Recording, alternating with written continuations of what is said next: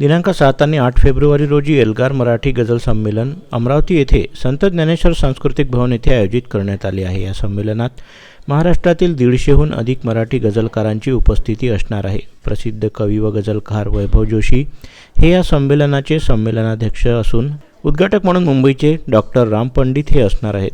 शाहीर Suresh Kumar Vairalkar, दगडूदादा Lomte, Ambejogai, Santosh Borgaonkar, doctor Ganesh Gaikwad, Shivaji जवरे, doctor Dilip पंढरपट्टे इत्यादी मान्यवरांची प्रमुख उपस्थिती या गझल संमेलनाला असणार आहे। या संमेलनाचे स्वागताध्यक्ष नाना लोडम हे असून आयोजन समितीत नाना लोडम, नितीन देशमुख, अनंत नांदुरकर, नितीन भट, संजय इंगळे तिगावकर, सोबतीला सहसमन्वयक म्हणून संदीप देशमुख, मारुती मानमोडे, निलेश कवडे, अजीज खान पठाण, रेणुका पुरोहित हे काम पाहत आहेत। या संमेलनात एकूण 13 मराठी गझल मुशायरे रंगणार असून एक तरन्नुम मुशायरा आणि परिसंवाद व गझल गायन मैफिल उर्दू मुशायरा असणार असून वैभव जोशी यांच्या सोबतीचा करार ही मैफिलसुद्धा असणार आहे। या संदर्भात पत्रकार परिषदेतून अधिक माहिती देण्यात आली।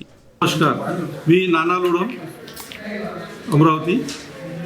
आपल्या अमरावतीमध्ये सुरेश भटांच्या नगरीमध्ये 7-8 फेब्रुवारी 2026 शनिवार व रविवारला संत ज्ञानेश्वर सांस्कृतिक भवनमध्ये 2 दिवसाचा आपण अखिल भारतीय एल्गार मराठी गझल संमेलन घेतो आहे। या संमेलनामध्ये पूर्ण महाराष्ट्रामधून 300च्या वर गझलकार येतील, आपली गझल सादर करतील। या संमेलनाला अध्यक्ष म्हणून पुण्याचे प्रसिद्ध कवी व गझलकार श्री वैभव जोशी लाभलेले आहेत। तसेच या संमेलनाचं उद्घाटन हे डॉक्टर राम पंडित, म्हणजे उर्दूमधले फार मोठं नाव आहे, ते करणार आहेत। आणि याच्यामध्ये 14 टोटल 13 मराठी मुशायरे, एक तरन्नुमचा मुशायरा आणि एक उर्दूचा मुशायरा। तसेच शनिवारला 3 गझलकारांची एक मैफिल राहील, गझल गायकांची, राजेश उमाळे, सुरेश दंडे आणि राहुल देव कदम लातूरचे।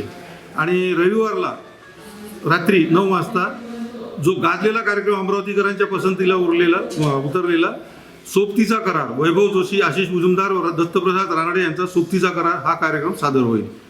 सर्व अमरावतीकरांना नम्र विनंती आहे की आपल्या अमरावतीमध्ये एवढं उत्साह संमेलन आपण घेतो आहे, तर सर्वांनी उपस्थित यावं आणि 2 दिवस याचा आनंद आस्वाद घ्यावा।